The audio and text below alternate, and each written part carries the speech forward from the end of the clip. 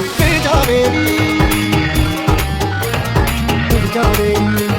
हसीना बेगम जिन बुलंदा कंद बुलंदा वार बुकुलंदा ऐं सुरंदा वजंदा पर अञा ताईं त उहो वक़्तु नाहे आयो। मुड़ी वञ छोरी, बस ॿीहर जे इहो छोरीअ वारो लफ़्ज़ कढियो अथई न त तोसां ॾाढो बुरो थींदो। पर उनजे बावजूद बि पंहिंजे दिलि दिमाग़ जूं दरियूं खोले पंहिंजे ज़हन में हिकु ॻाल्हि चङी रीति विहारे छॾी त सांवल ख़ान उहा फ़ौलाद जी दीवार आहे जिते तलवार जा वार को बि असरु नाहिनि कंदा।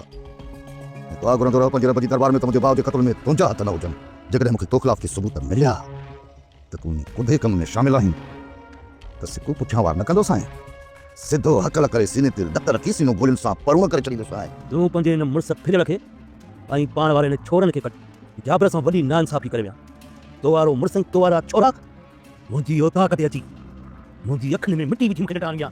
हाणे निकिरनि त ख़बर पए त खणे बि सवा। अस्सलाम वालेकुम दोस्तों, पांच जावेरी जी न्यू आहे ज़बरदस्त अपडेट खणी हाज़िर थी चुका आहियूं दोस्तों। इन खां पहिरीं असांजे चैनल ते न्यू आहे त सब्सक्राइब करे हाल ते क्लिक कयो। हलूं था पंहिंजे अपडेट जे तरफ़, तव्हांखे इंतज़ारु कोन था करायूं। जी दोस्तों, तव्हांखे ॿुधाईंदो आहे त नेक्स्ट एपिसोड ज़बरदस्त थियण वारो आहे दोस्तों। ऐं सांवल ऐं सिकूअ जो टकर थींदो नेक्स्ट एपिसोड में। ऐं दोस्तों सांवल सिकूअ खे चवंदो जेकॾहिं सिकू तुंहिंजा हथ बि मुंहिंजे भाउ जे रथ सां लॻियल आहिनि त तोखे ई मां माफ़ु कोन कंदुसि। छो त सिकूअ ॾे शक सांवल जो इन करे वेंदो छो त वलूअ जो खून थियल आहे। इन जे करे हुनजे सांवल जे शक में दिमाग़ में इहे वेंदो त वलूअ जो पलंदड़ आहे छा सिकू करे वियो आहे मूंखां।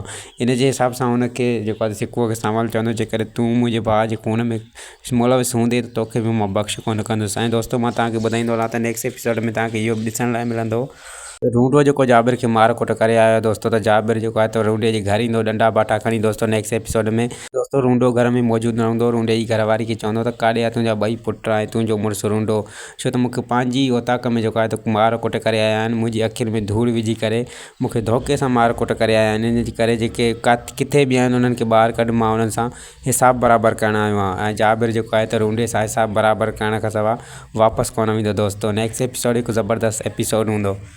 ऐं दोस्तों मां तव्हांखे ॿुधाईंदो आहियां त नेक्स्ट एपिसोड में हसीना बेगम ऐं जेको आहे त सोरठ बेगम जो टक्कर बि ॾेखारे वेंदो दोस्तों। हसीना बेगम ऐं सोरठ बेगम जेको आहे त कॾहिं बि हिक ॿिए सां न ठहंदियूं, छो त हसीना बेगम हिकु जेको आहे त शातिर औरत आहे जो दोस्तों।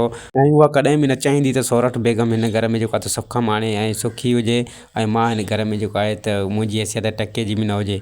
उनजे करे का न का जेका आहे त रांदि रूंद जेका आहे त उहा सोरठ बेगम सां हसीना बेगम कंदी रहंदी दोस्तों। ऐं नेक्स्ट एपिसोड में बि तव्हांखे इहो ई ॾिसण लाइ मिलंदो त हसीना बेगम ऐं जेको आहे त सोरठ बेगम जो कंहिं ॻाल्हि ते जेको आहे त झगड़ो थींदो ऐं धमाकेदार झगड़ो हूंदो, हिक ॿिए खे टक्कर ॾींदियूं दोस्तों। जी दोस्तों, त हीअ हुई असांजी अॼु जी वीडियो। उमेदु आहे त हीअ वीडियो तव्हांखे पसंदि आई हूंदी। वीडियो पसंदि अचे त लाइक सब्सक्राइब शेयर ज़रूरु कंदा। वरी मिलंदासीं तव्हां सां गॾु कंहिं न्यू वीडियो जी अपडेट सां गॾु। ख़ुदा हाफ़िज़।